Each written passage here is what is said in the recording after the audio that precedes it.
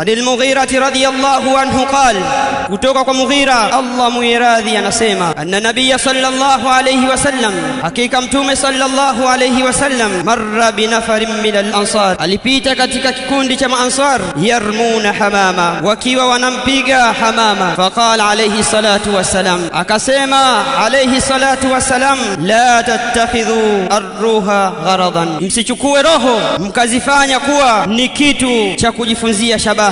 Ayuhal muslimuna ibadallah, fa idha kana al-wa'id qad warada fi katl bahima bighairi haqqin fa kayfa bikatli al-adamiyyin. Enyi ndugu katika imani, ikiwa onyo limekuja kukataza kuua wanyama, vipi ikiwa mtu ataua binadamu?